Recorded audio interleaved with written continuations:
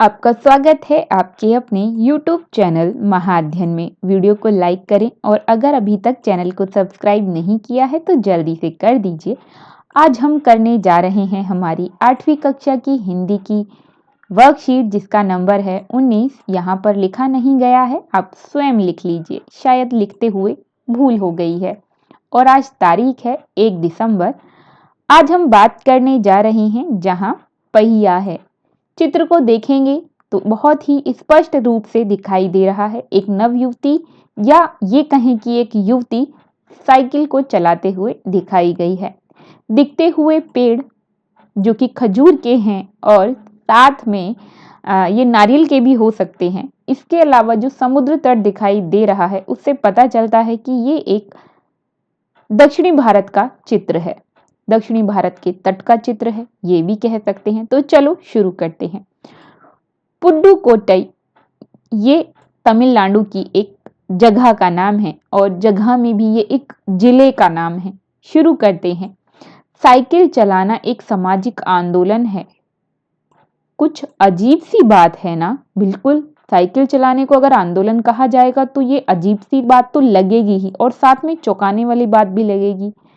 लेकिन पुडुकोट्टई जिले की हजारों नव साक्षर ग्रामीण, नव साक्षर का तात्पर्य है जिन्होंने नया नया पढ़ना लिखना सीखा है, नए पढ़े लिखे लोग, और उसमें भी ग्रामीण महिलाओं की बात की जा रही है।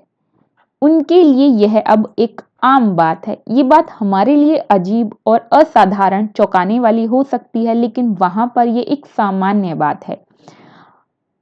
और ऐसा क्यों है? ऐसा इसलिए है अपने पिछड़ेपन पर लात मारने, अपना विरोध व्यक्त करने और उन जंजीरों को तोड़ने जिनमें वे जकड़े हुए हैं। कोई ना कोई तरीका लोग निकाल ही लेते हैं और कभी कभी ये तरीके अजीबो गरीब होते हैं। तो दरअसल ये एक सामान्य बात इसलिए है क्योंकि पुडुकोट्टई में अपना विरोध इसी तरीके से दिखाती हैं महिलाएं, और वो भी नई पढ़ी लिखी महिलाएं। शुरू करते हैं इस सामान्य जानकारी के बाद अपने पाठ को। भारत के सर्वाधिक जिलों में से, सर्वाधिक गरीब जिलों में से एक है पुडुकोट्टई। तो देखिए, हम बात कर रहे हैं उन जगहों की जिनका नाम हम गरीब क्षेत्रों में गिन सकते हैं। पिछले दिनों यहाँ की ग्रामीण महिलाओं ने स्वाधीनता, आजादी, गतिशीलता को अभिव्यक्त करने के लिए प्रतीक के रूप में साइकिल चुना है। आपको पता है लोग अलग अलग तरीके से विरोध प्रदर्शन करते हैं। आपने अक्सर लोगों को धरना देते हुए सुना होगा, देखा होगा, वास्तव में नहीं तो टेलीविजन पर देखा होगा। लोग अपना प्रदर्शन बहुत बड़े बड़े बोर्ड या बैनर को लेकर, कई बार काले रंग के कपड़े पहनकर, कई बार मोमबत्तियों को जलाकर और दूसरे तरीकों से प्रदर्शित करते हैं। ये एक ऐसी जगह है जहां पर महिलाएं अपने विरोध को प्रदर्शित करती हैं साइकिल चलाकर। और सिर्फ ऐसा नहीं है कि आंदोलन करने के लिए वो साइकिल चलाती हैं, वो साइकिल को चलाती हैं ये दिखाने के लिए कि हम स्वाधीन हैं, आजाद हैं, गतिशील हैं। गतिशील मतलब हम भी आगे बढ़ने की ओर अग्रसर हैं या आगे बढ़ने की ओर जाने वाली पंक्ति में खड़े हैं और हम सक्षम हैं आगे बढ़ने के लिए।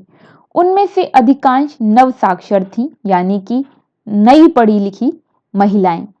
अगर हम 10 वर्ष से कम उम्र की लड़कियों को अलग कर दें तो इसका अर्थ होगा कि ग्रामीण महिलाओं के 1/4 हिस्से ने साइकिल चलाना सीख लिया है।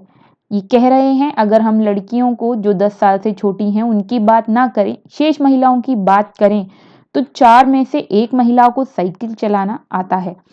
इन महिलाओं में से 70,000 से भी अधिक महिलाओं ने प्रदर्शन एवं प्रतियोगिताओं जैसे सार्वजनिक कार्यों में बड़े गर्व के साथ अपने नए कौशल का प्रदर्शन किया है। देखिए कितनी ही महत्वपूर्ण बात लिखी है। प्रदर्शन और प्रतियोगिता में साइकिल का प्रदर्शन, साइकिल चलाने का प्रदर्शन करती हैं और उनमें साइकिल चलाने की इच्छा जारी है और वहां साइकिल चलाना सिखाया जाता है, वो भी प्रशिक्षण शिविरों द्वारा। शिविर चलाए जाते हैं जिसमें साइकिल चलाना सिखाया जाता है। तो अब बढ़ते हैं आगे की तरफ। ग्रामीण पुडुकोट्टई के मुख्य इलाकों में अत्यंत रूढ़िवादी मतलब होता है जो पुरानी सोच पर चलते हैं, पुरानी मान्यताओं को मानते हैं।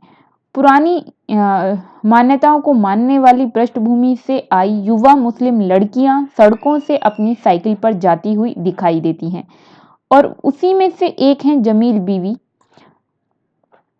जिन्होंने साइकिल चलाना शुरू किया। मुझसे कहा, मुझसे किससे? लेखक से, जिसने ये पाठ या ये रचना लिखी है, जिसकी ये रचना है, उनसे कहा।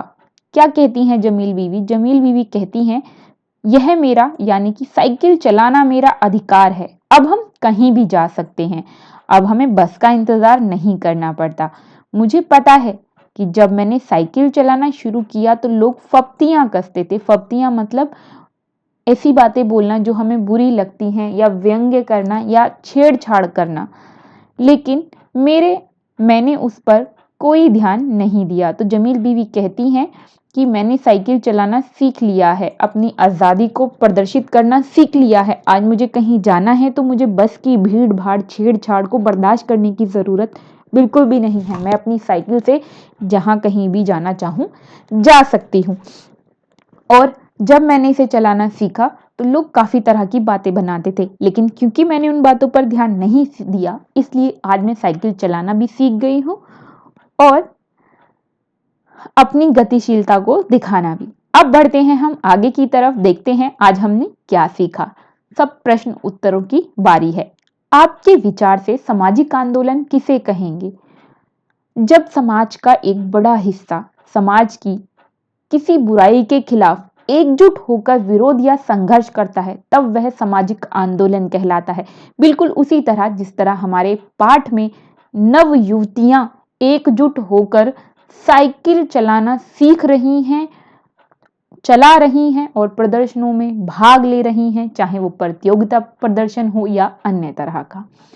उन जंजीरों को, दूसरे प्रश्न की ओर बढ़ते हैं, उन जंजीरों को तोड़ने का जिनमें वे जकड़े हुए हैं, कोई ना कोई तरीका लोग निकाल ही लेते हैं। जंजीरों द्वारा किन समस्याओं की ओर इशारा किया गया है? अगर हम सामान्य अर्थ में देखें तो जंजीरों का अर्थ होता है गुलामी, लेकिन यहाँ पर क्योंकि विशेषकर महिलाओं की बात की गई है तो इसका उत्तर हम उसी संदर्भ में देने का प्रयास करते हैं।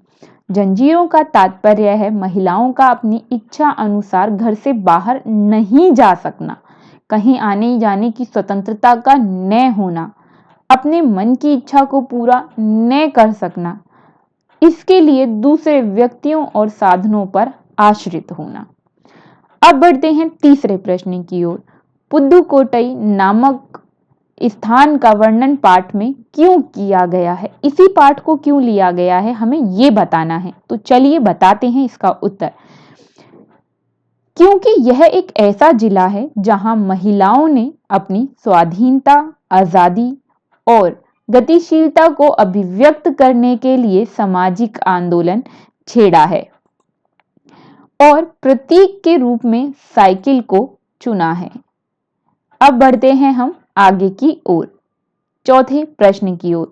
साइकिल चलाने से जमील बीवी और पुडुकोट्टई की महिलाओं को आजादी का अनुभव होता होगा। क्यों होता होगा आजादी का अनुभव? तो इसका उत्तर है, आजादी का अनुभव इसलिए होता होगा क्योंकि वह सामाजिक रूढ़ियों को तोड़कर, यानी कि बंधनों को तोड़कर अपनी इच्छा अनुसार और अपनी जरूरत के अनुसार घरों से बाहर निकल सकती हैं। अब इसके लिए वह दूसरों की इजाजत और इच्छा की गुलाम नहीं है। गतिविधि दी गई है, साइकिल चलाने के क्या क्या फायदे हो सकते हैं उनकी सूची बनानी है। सूची बनाने के लिए आप एक लंबी सूची बना सकते हैं, पर मैंने इसका उत्तर सिर्फ 2 बिंदुओं में लिखा है। पर आप सूची बनाना चाहें तो सोचकर तसल्ली से बैठकर बनाइए, जिसमें आप लिख सकते हैं सब्जी लाना, स्कूल जाना, रिश्तेदारों के घर जाना, सखी के घर जाना, सखा के घर जाना, दवाई लेने जाना। इस तरीके के बहुत सारे आप बिंदु जोड़कर लिख सकते हैं, लेकिन मैंने सिर्फ 2 बिंदु लिखे हैं। आप अपनी ज़रूरत के अनुसार बाजार आदि से सामान ला सकते हैं। दूसरा बिंदु लिखा है, इसके द्वारा घूमने फिरने आदि के लिए जा सकते हैं और आप छोटी दूरी के लिए बस जैसे साधन या अन्य व्यक्तियों पर आश्रित नहीं रहते, क्योंकि आपके पास साइकिल है और आप साइकिल चलाना जानते हैं आदि। तो ये थी हमारी आज की वर्कशीट। और मेरे प्रिय विद्यार्थियों, अगर आप चाहते हैं महाअध्ययन की तरफ से आपको इसी तरह वर्कशीट के सॉल्यूशंस मिलते रहें ताकि आप आसानी से वर्कशीट को समझ सकें, अपने प्रश्न उत्तरों को कर सकें, तो ज़रूरी है महाअध्ययन चलता रहे। उसके लिए ज़रूरी है कि वीडियोस को लाइक और शेयर्स मिलने के साथ साथ चैनल को सब्सक्राइबर्स भी मिलते रहें। तो फटाफट से वीडियो को लाइक कर दीजिए। और अगर आपने अभी तक चैनल को सब्सक्राइब नहीं किया है तो आपकी वीडियो के नीचे रेड कलर से लिखा हुआ है सब्सक्राइब, क्लिक कीजिए, कलर चेंज हो जाएगा और लिखा होगा सब्सक्राइब्ड।